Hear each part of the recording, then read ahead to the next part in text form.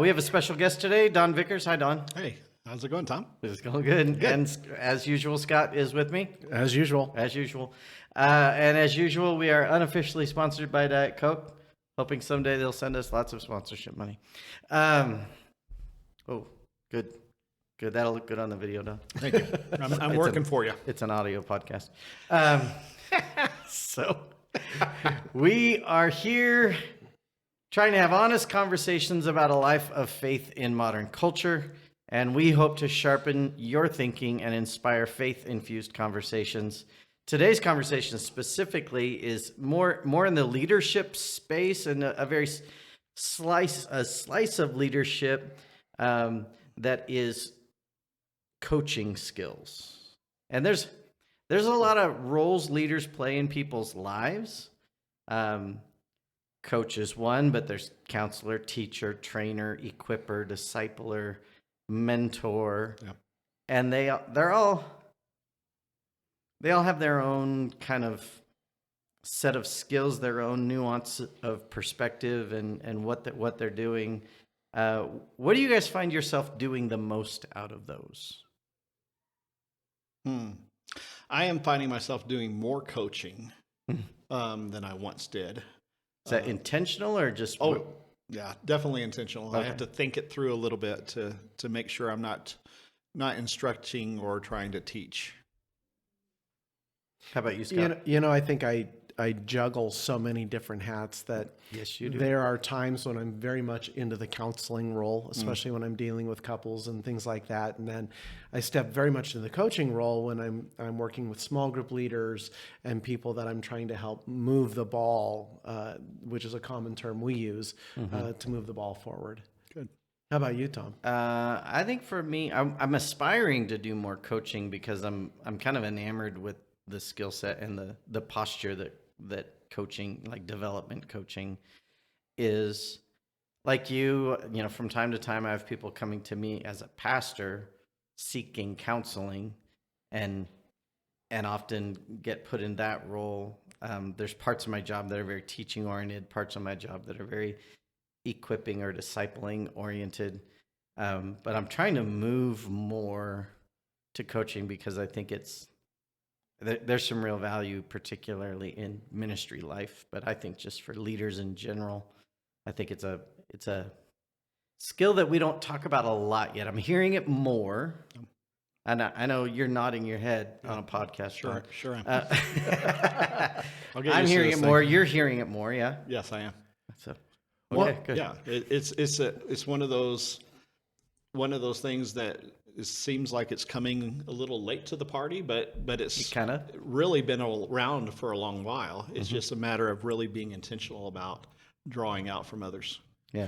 But you guys both kind of bring a unique perspective to it. I mean, for you, Tom, you have it both from an athletic... The unique or the bad? Oh, that's unique. Well, it depends on who I'm talking about. All right. But I mean, in your case, you have both the athletic coach that you do coaching soccer. Yeah. And then you also have the coaching.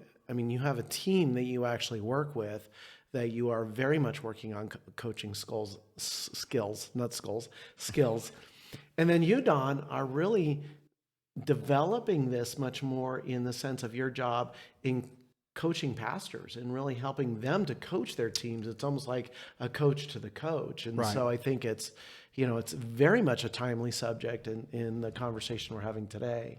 It is. And I think for some reason, the idea of having to tell people what they would do or they should do is easier, but it's not always the best. And so, again, I'm trying to be more intentional and not jump to trying to find a solution that I would have thought of or a solution back from my past when I was in ministry, hands-on, but instead to try to do something a little differently with them that makes a bigger difference, I think a bigger impact. Well, and I think through coaching, the person who's being coached, at least I can speak for myself, I have a greater buy-in into what I'm developing than if somebody just says, do this, do this, do this. Well, that assumes that I'm going to trust everything that you tell me is true. where if I find through discovery, through part of you asking those important questions, I have a greater buy-in. Sure. Let's back up for the listener that is not, maybe hasn't read much or seen much about development coaching. And I like to use the phrase development coaching to kind of separate it from athletic coaching because they're different. But in development coaching, let's get to simple definitions and maybe separating it from these other roles of teacher, trainer, equipper, mentor, those kind of things. Don, how would you define coaching, the kind of coaching we talk about? Well, I think when we're talking about this developmental coaching, we're talking about drawing, again, out of that individual what it is that God's already at work in doing. In these other areas, teacher, mentor, the other types of coaching, you're trying to instruct, you're trying to instill skills, you're trying to help Trying to put them. something in them. Yes, yeah, absolutely. You're trying to build into them or push into them, where this is actually drawing out of all the experiences they've already had so that they can set their next course. And again, I think, Scott, you're right. When you do that well, it's not about the coach at that point. It's about the individual having ownership and then moving forward in that. Oh, I thought you were going to say something. No, I just thought I'd lean forward. You used a phrase in an earlier conversation, Scott, something about we're saying coaching kind of frees you from having to be the expert. You don't have to be the expert in whatever you're coaching someone in. I think a simple way to think about coaching is you're a really, really effective, like very intentional sounding board. Feeding back to someone, maybe showing them feeding back from a different angle to give them a reflection of what they're saying to you that is maybe a little different, makes them think differently. But it is very much a sounding board kind of environment. So you're not going to be, if you're wanting to learn basketball skills, you're not going to go to a pitching coach or to a soccer coach. You're going to look for the coach in that sport. But really in the coaching and the way we're talking about it, it's not talking about building into you skills other than to think through topics and issues that you're confronting or working through at the moment.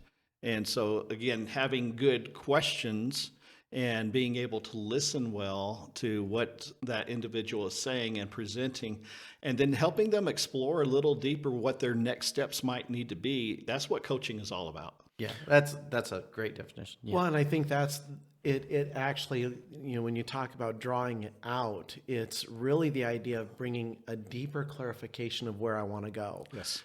So many times we come in with the most efficient or the easiest thought of, okay, well, this is what I'm thinking.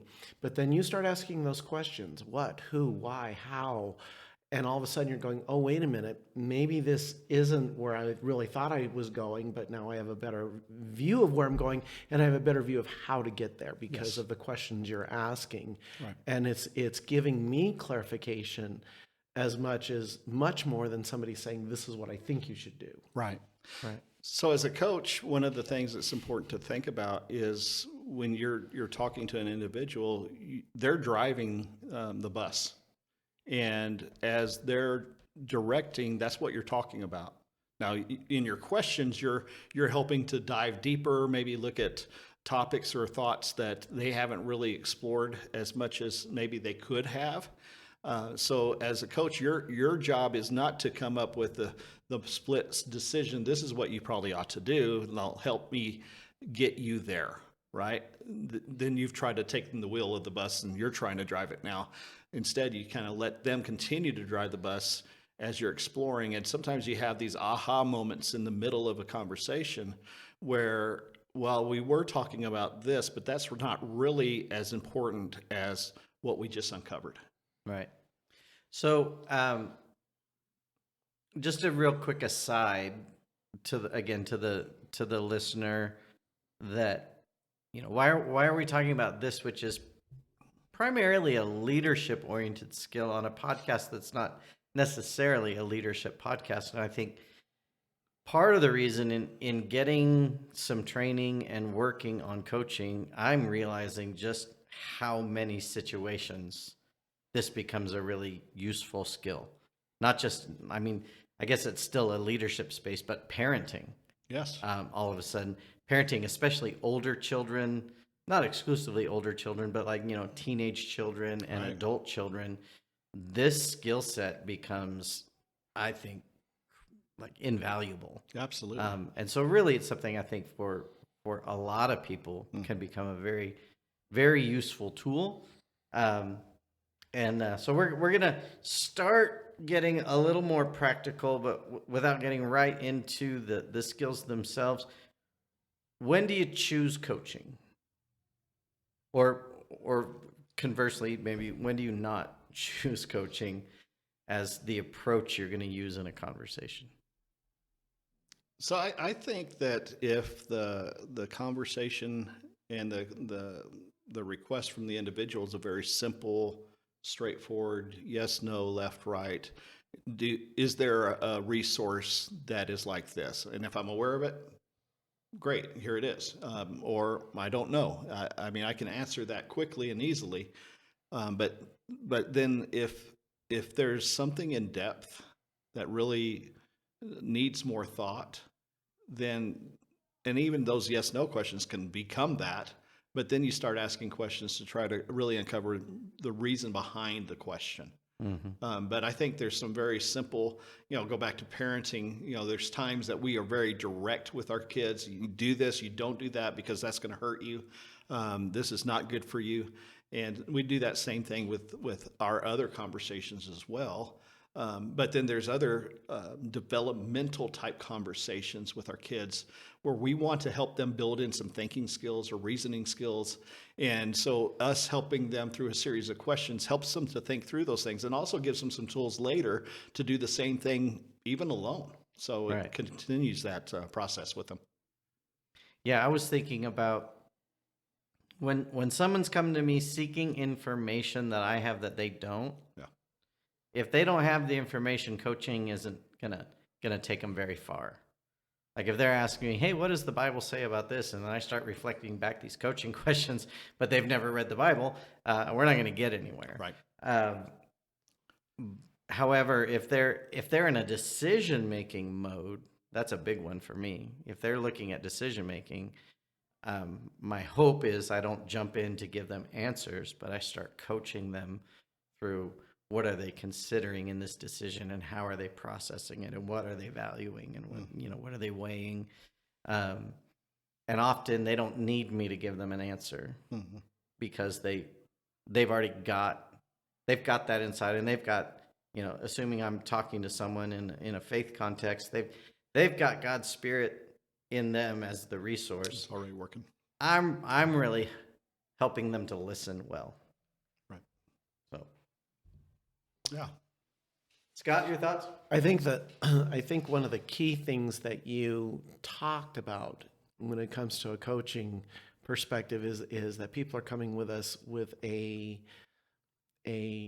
decision they have to make and are trying to figure out what is the right way to move, how do I do this, that kind of thing. And I think I was trying to work my way through it because so much of what I do is counseling. And sometimes my counseling is a combination of skills. So the beginning of the counseling may just be teaching a couple how to communicate. What does that look like? How do things sound? How do, and doing some training. And then that might flip over to a counseling that says, okay, if you make that decision, what do you think the outcome will be for you, and what do you think the outcome will be for your spouse, and how does that play into your marriage?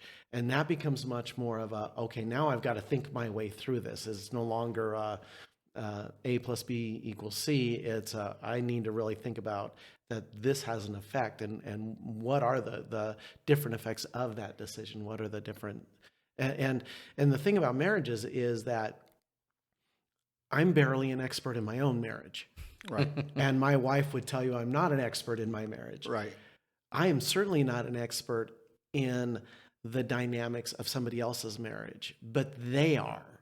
And I just have to draw out their skill set inside of that relationship. And I think that's a big part of coaching is drawing out and being able to move that ball forward. That's good.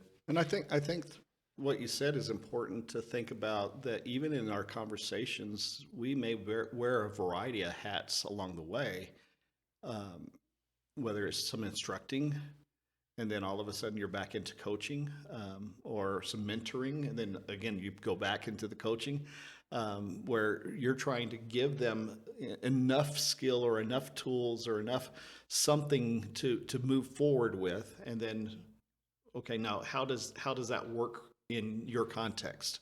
How might you use that, and how might that help you? Yeah, the challenge, I think, to be a great coach is being really honest with yourself about what hat you're wearing. Yeah. Because I can be in a conversation with someone, let's say we're talking about a decision, a job decision they're making. And the moment I think I've decided what job they should take, like if they're weighing a choice between two different jobs, the moment I've decided in my head I'm going to try to lead them toward this one job, I'm not coaching anymore. Right. I might, and it's not necessarily even wrong that I would do that, but I need to be honest that I've stepped out of a coaching role and I've stepped into maybe a mentoring role where I feel like I have a level of expertise that I need to impart to them. Mm-hmm. And in that case, it's almost like an expertise about this job field where I think I know what the right role is for you.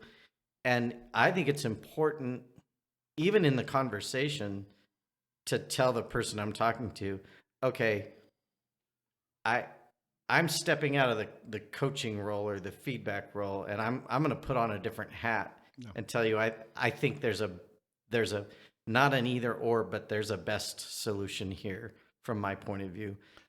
And when I do that, I'm taking the reins of the conversation. So I need to be pretty darn sure that there's a great reason to do that, because it's not my life, it's their life. Right.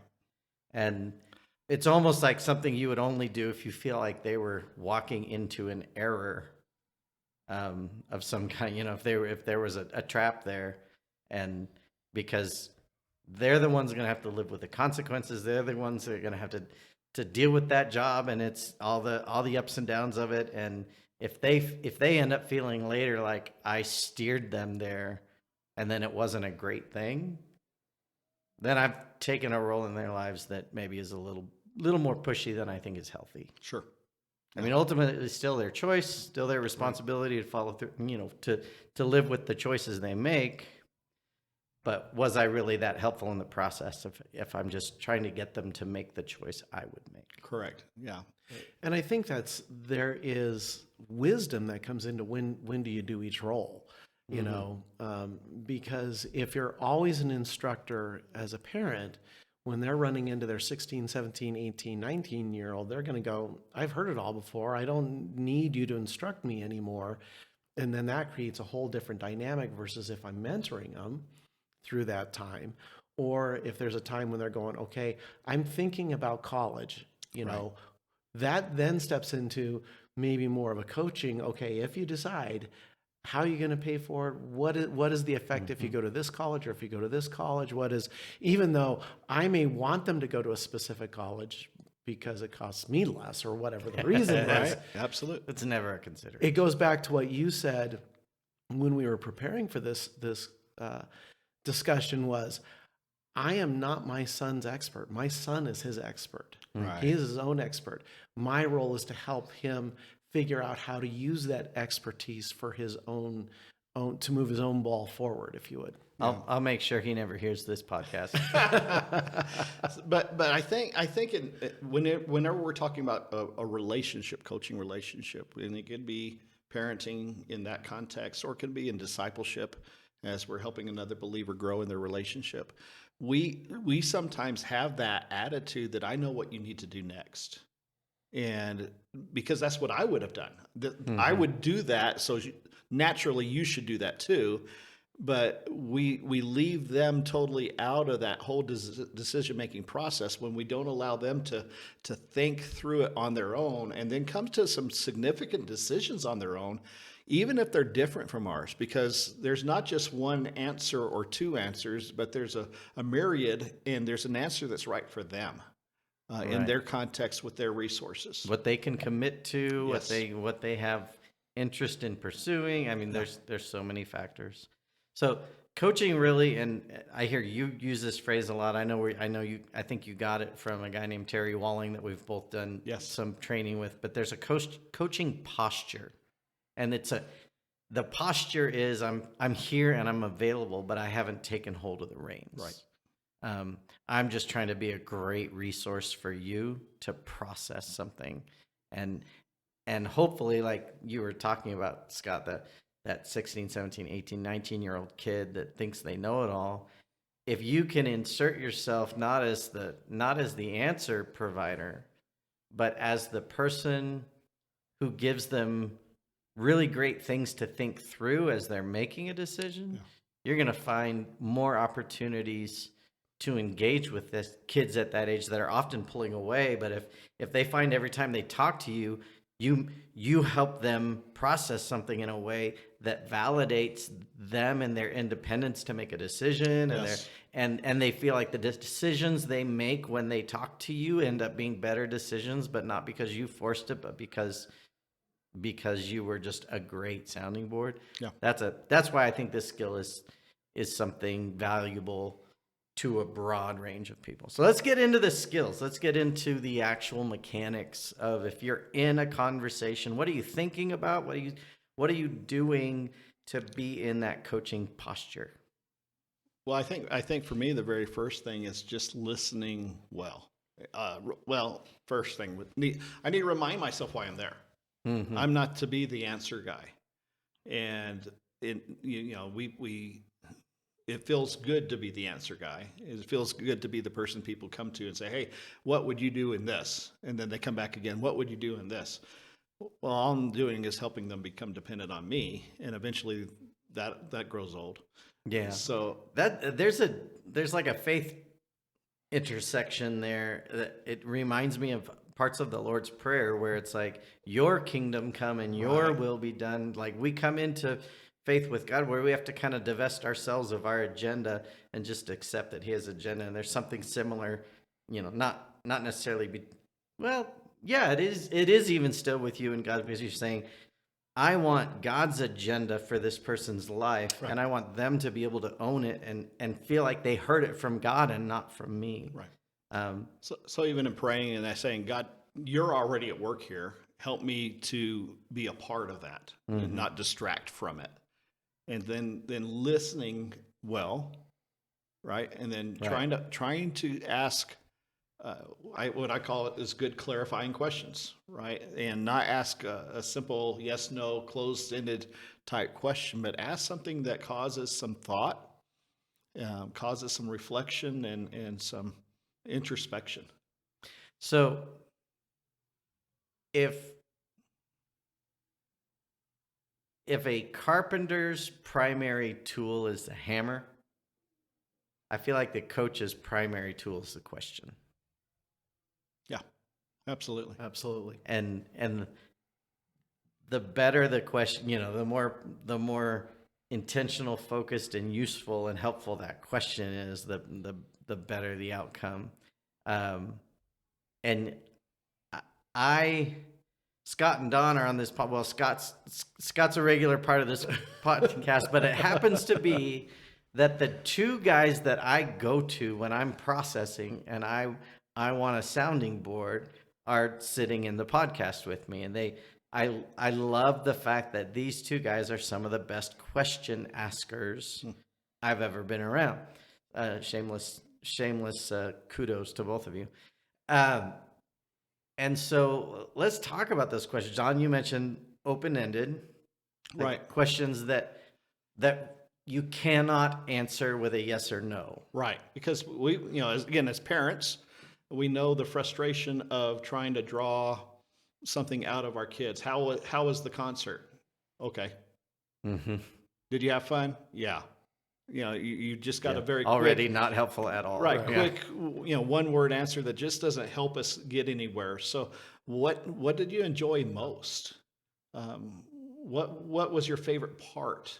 You're beginning to try to delve in a little differently and get them to open up as to what it is that they're thinking, experiencing, feeling at the moment.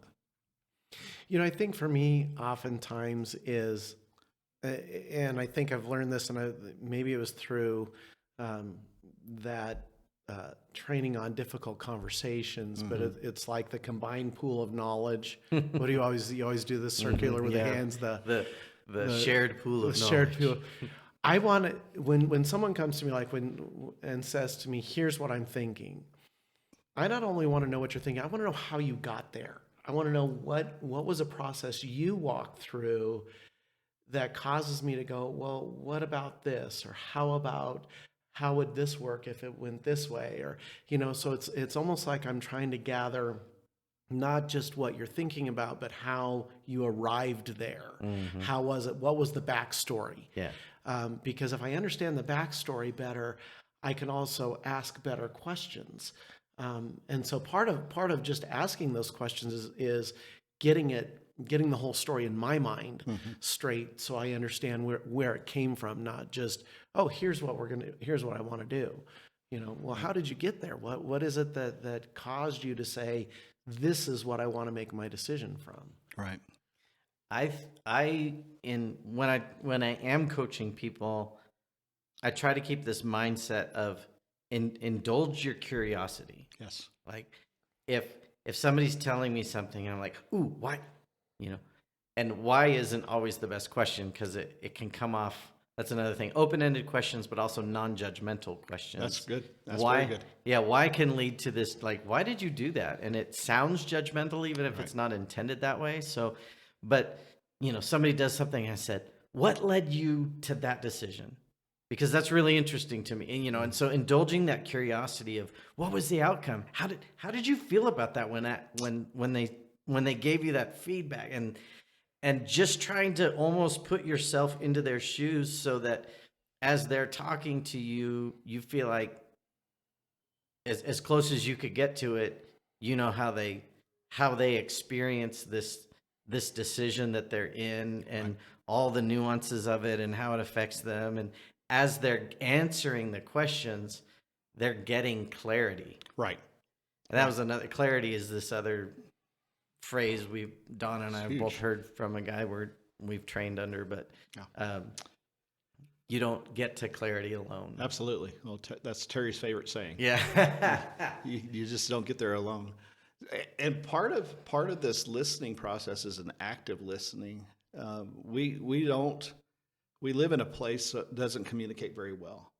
And so we communicate through text or social media, and then everybody's confused about what everybody's talking about. So even when we get to face-to-face conversations, it's important to do some reflection. And we got another friend that is very good at, well, what I heard you say was, right? And what he's doing is making sure what he is interpreting is actually what you meant. And I think that's a great coaching tool to be able to, as you're hearing, you're asking questions. Sometimes you need to get to that clarity point that I'm really tracking with you. Especially if it seems like you're kind of getting to the end of one phase of the conversation and you're moving into a new topic, or you're about to move into a new topic, and say, so what I'm gathering is this: you went to the concert, you really loved the drummer, Right. and you're summarizing to make sure like you got it all. I'm like, oh well, no, I do like the drummer, but like I go there because they have the best guitarist in the world, or whatever it is. You're like, oh, okay. Right. I think the listening part is really important from the standpoint of waiting for the whole story to unravel before you start asking the questions. Because so many times the things you are if I'm already processing my questions before you're even done telling me, then I've missed a whole piece that may be really important to the questions I ask. And I even find it for myself frustrating when people are already developing questions before I'm even done talking, and they'll start and they'll begin to ask a question, and I almost go, wait, you'll get your question answered. The answer's coming. Right. Just give me a little time here. Yeah. And so I think it's important as coaches to make sure that we hear them all the way out before we go, okay, let's delve into this a little bit. Sure. Sure. One other thing on questions that uh, there's a I'm not sure how to get into this. There's these different perspectives, or hats is another way of saying it, of asking questions from a different point of view. I find that I have a certain mode that I ask questions, certain perspective or lens that I ask questions from, and it has a lot to do with like it's strategic. It's like what are you like how did that how does that affect you? What do you think that's going to be in your next step and that kind of thing? But I've talked to other people who their go-to questions are always emotional. Right. Oh, did that hurt? Was that, was that frustrating to you or what? And they always just lean into what was the emotional effect. And other people are more like logical processing, like, so why did you make that? Or, what led to making that decision? And they just want to know your thinking.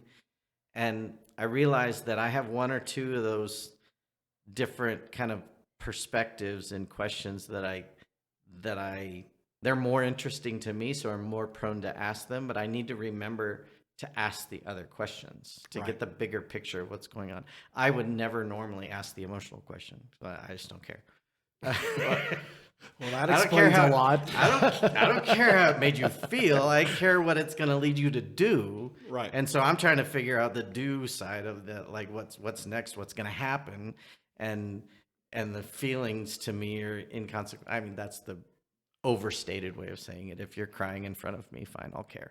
Right. But But we all talk out of or coach out of a bias, Right. What exactly. we normally function in and what we feel like we function well in, and not everybody responds to that same bias, and we don't get the full picture either. And so again, by intentionally changing the hats or the lens by which we're asking those questions and thinking through the subject that we're talking about, it gives us a more full and robust picture. And helps them to explore in different ways as well, because they may be coming on a single lens and need to explore a little more deeply too. Well, I think, because I think I asked questions when you were making that statement. I'm trying to think through. Well, I'm not sure what I lead with. I'm not sure. I can't sit there and go, I lead this way or lead that way. But I think it is important to ask the question in a sense of those feelings of how do you feel about what you have just said, or about what you've, oh, I'm feeling anxious about it. Okay, well, let's explore that a little bit. Where do you think that anxiousness is coming from? Where is that? Because that's giving you a fuller piece of the picture for you to be able to deal with. And so I think, you've got to be able to ask both those kinds of questions. Like I said, I think I have a tendency to ask more intellectual questions, but it's because I'm still trying to figure out how you got to It's mystifying sometimes. Huh? Yeah, how did you get to where we're having this conversation? You didn't come to me and want to know simply because you've already made a decision. That's not why you come to a coach. You come to a coach to say, help me walk my way through this because I'm not sure, or I want a different perspective, or whatever that might look like. Yeah, so one of the things we talked about before we even started this was conflict, the idea of conflict, and how do people respond to conflict. There's an intellectual side of that, that this is what I think of conflict, but there's a whole feeling side depending on the household that you were raised in and how you've experienced conflict in the past that can raise up so much emotion in you that it overrides your intellectual idea of what needs to happen. And all of a sudden I'm reacting rather than responding to the situations that's in front of me. Yeah. So are there any other coaching skills that you want to highlight? If not, I have kind of a next question for us. Ask away. Ask away? All right. So if the posture of coaching is to be hands off in terms of the outcome and just help the person process, there's still that moment when you know the outcome that you think is best. How do you let go of owning the outcome? How do you resist that urge to direct rather than just to process? Wow. I think keeps you have to keep centered in that coaching posture. I mean, once you move out of it and start helping them move towards a path that you're defining for them, you've already left coaching. Well, yeah, but aren't you ever tempted? Absolutely. I'm not. How do you talk yourself out of I'm taking never control? perfect about it. So I think that the easiest way for me to do it is to continue to ask questions. Well, what is it that you think you need to do next out of this? What is your next step that you need to move towards? When you make this kind of decision, what are the outcomes you expect to see? And let them, if there's a train wreck coming, I can ask questions that might help them identify that train wreck, hopefully for themselves. And if not, then maybe I'll take my coaching hat off for a moment and say, I just need to talk to you about what I'm seeing here. A potential as an issue that could really lead you down the wrong path, and then put my hat back on to say, okay, now in light of that, does that change anything about what you're thinking? But ultimately, I have to understand that I cannot live their life for them. I cannot. I again talk about marriage and being an expert on my own marriage. I can't hardly run this life. Why would I want to run anybody else's life? And so I'm not going to. Their lives much easier to run. Isn't it always the case, right? To the idea that, well, here's the idea: if you just do this, it'll be okay. But it's harder to live it out. And again, if it's not your decision that you're living out, it's very easy to say, well, Don doesn't know what he's talking about. He gave me bum advice. Instead of, well, this is what I've decided to do. This is what I'm moving forward in. And as a coach, then it's cheerleader, maybe accountability. Hey, how's that going? But it's not mine. It's theirs. And then you get to celebrate what it is that they're doing and how is that going and where is that moving in the days ahead. So, and honestly, in a beautiful way, you get to celebrate that they get the credit. Like Absolutely. They might come to you and thank you. Hey, all I did was ask questions and clarify. It was your choice. It was your, you did you made the decision, you did the work, you did the follow through, you got it done. And that's something you can enjoy. And I can know on a small level, I got to be a part of it, right? But I don't need to own that. And I can hand the accolades back to them. And that feels good. I like that. Absolutely.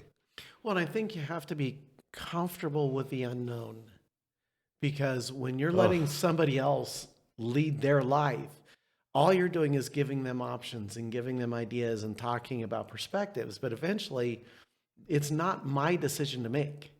It's their decision to make. And I've got to be comfortable letting them make that decision and live with the consequences, good or bad, of that decision.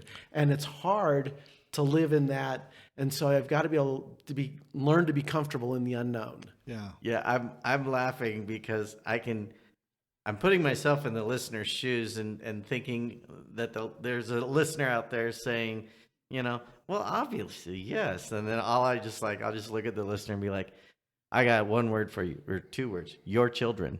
Right. Okay, then now letting go of owning the outcome for your children and giving them, and again, we're not talking about a 5-year-old and whether or not you're going to allow them to play with dynamite. We're talking about, an 18-year-old or a 17-year-old that's beginning to evaluate colleges, career choices. They want to do things they want to pursue with their life. Sure.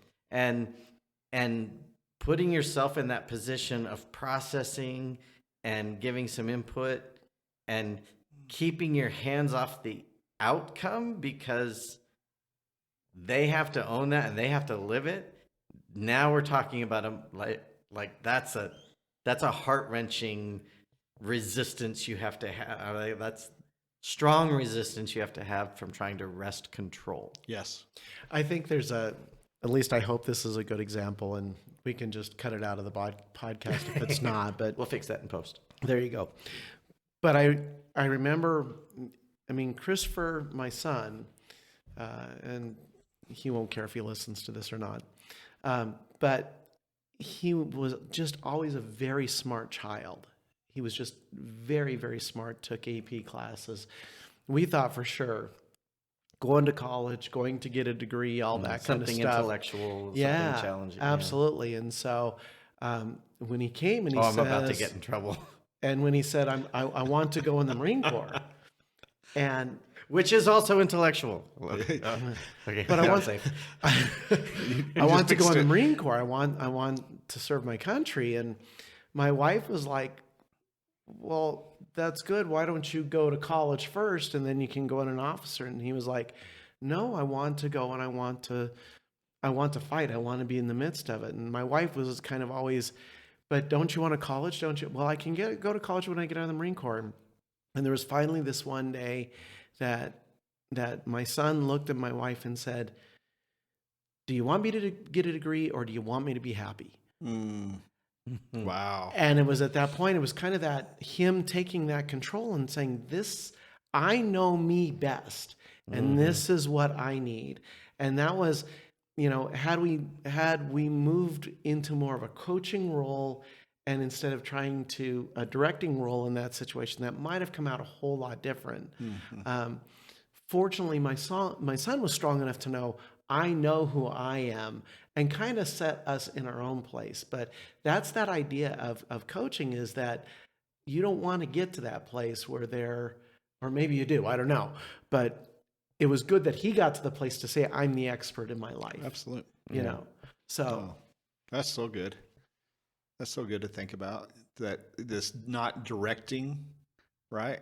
Because again, as parents, we for years have directed our kids, and we've protected them in that way, and we've helped them mature in that way. But there's a point where they have to begin to make decisions and be their own people. We don't want them forever. We keep kidding our daughter that we're going to live in her basement, so she needs to do well. But we want her to make decisions that are best for her. And if I can help her think through things, that's much better than me telling her what I think she should do, because then it's her decision, not my decision for her. And it kind of comes back to, well, I didn't really want to do that, but this is what they wanted me to do. right. And I don't And the want that. blame shifts. Right. The blame shifts, because if I'm giving direction and something goes wrong, I can blame you. But if I'm coached through it and I know that I'm making the decision, then I also know I have to accept the consequences, both good and bad. Yeah, which is healthy. Absolutely. Yeah, it's not blame like I'm trying to get out away from being responsible for whatever advice or whatever I give, but it's healthy for someone to make a decision and accept the consequences of that decision. Now, we just hit a spot where I finally get to insert something about soccer coaching. You've been dying the whole time to do this. So there are some similarities and differences between developmental coaching that we've been talking about and athletic coaching. And it's unfortunate that that's the same word, because it can get confusing. And I would say in simple terms, in athletic coaching, the similarity is you are trying to bring out the best in that athlete. Yes. But from a strategic point of view of the team, the coach has an agenda, which is very unlike developmental coaching. But as you guys were talking about this whole, hands off the outcome kind of thing, it reminded me, I was laughing because it reminded me of this thing, this hand motion we have with with the coaching staff that I coach with in soccer. And we often reference it to other coaches, but sometimes we find ourselves doing it again, and we'll look at each other and we'll go like this. And we call it joysticking. Okay. And so when you've got another coach doing it for one of their players, or if one of us is doing it to one of ours, it's when they're playing a game, they're in a match, a live match, and you're yelling out every little thing you want them to do. And we're like, you're just joysticking that play. Like, let them play. And then if they make some bad decisions, if they fall on their face, you pull them out, you sit them down on the bench, and you tell them what they could have done differently, or when the match is over at the next practice, you say, okay, here's some things that we could have done better. But the idea of trying to manipulate the outcome in developmental coaching it's basically joysticking. You're like, oh, this is my character that I get to play in life, and I'm going to move them around and stick them where I want them. And honestly, as tempting as it is, it's not what I want for my children. I don't want them to be dependent upon me to joystick their lives for them. Right. I want them to learn to make decisions and own them and move on. And I want that for anyone that would come to me for advice about a decision. I want them to be able to process it well, get to clarity, make a decision, own the responsibility for that decision, and move forward. Right.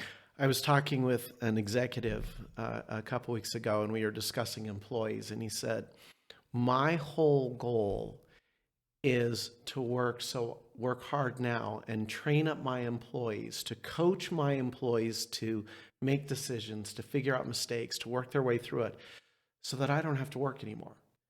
I want to work myself out. Yeah, I want to work myself out of a job by empowering my employees to be able to do the things. So I coach them. I let them make mistakes, but then we talk about them and we coach through them, and we I say, how could you have done that differently, and what might have been the outcome had you gone this way, and some of those kinds of questions that cause them to go, oh, this isn't about what he wants. This is about what I could have done differently in this decision. Yeah. And so I think the idea is, we want it for our kids, but we also want it for the people we're working with, and we want it for the people that we're engaging with, in all circumstances. And the funny thing is, if that guy's successful at that, he won't be out of a job. He'll be indispensable. Right.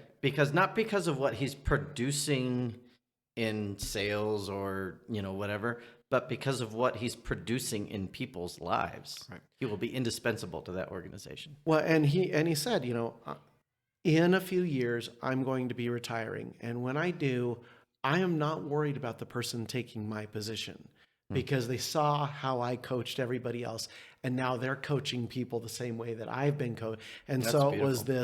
it's this trickle down effect of coaching to make everybody stronger in the organization. That's good. That's really good. There's times when somebody comes to you for coaching. Okay, this is going to be the last word, so this better be good. Oh gosh, I hope not. Where they have an obstacle to overcome, a habit or process they're trying to establish in their lives. They're stuck and they need some help with clarity. But there's times when they come to the end of the conversation with you and say, this is what I need to do, and never follow through. And again, as a coach, it's not yours. You might be, can I check in with you and see how that's going in a couple of weeks? And if their answer is yes, then that's great. I'll do that. And how's that going? And I've not done anything. Well, has something changed? Is something gotten in the way of you doing this? Or is that really not important? And sometimes it's really not important. And you sit there and say, in your mind, you're thinking, oh, just move. Just do something. Even if it's wrong, get out of the stuck. Get out of the rut. Yeah, and sometimes it's really challenging, not to be frustrated by that, because it's not yours. So again, just as a coach, you got to think that through a little bit to know. All through the process, we get to celebrate when people really do follow through and they're making strides and they're doing things that they never thought they could do, and it's not us doing it. But there's also the other side of that sometimes where it's just they're still stuck, and you got to be patient with them.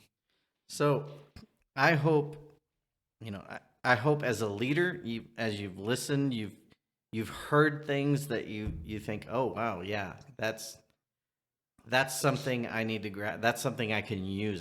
I hope as a parent, or even as a friend, getting into conversations, processing decisions that you're already thinking, wow, I can see how I can use that. I can see how I need to resist taking control of the outcome. I hope they're practical, but the one other thing I would say is I hope you consider inviting someone at times to coach you. What a gift. I mean, Scott is my employee and at times my coach, because I'm bouncing things off of him, and he puts on that coaching hat and feeds back. Don's a peer, works for a different organization, but we interact a lot together. And so, there's that back and forth. And so I hope that you have those, whether it's formal, and there's some real value. I think you guys have a formal coaching kind of relationship. Yeah. More or less. Yeah. Yeah. Where Scott is kind of regularly going to Don. And so whether it's formal or informal, Right. It's a gift to have that kind of input in your life, particularly from someone who is working on that skill set and doing it with intentionality. Anything you guys want to add? No, love it. Brilliant. All right. Well, thank you for joining us for another Resisting Pretense, and we'll be back again with some other topic that hopefully will inspire faith-infused conversations in your life. Thanks, guys. Thank you. Yeah.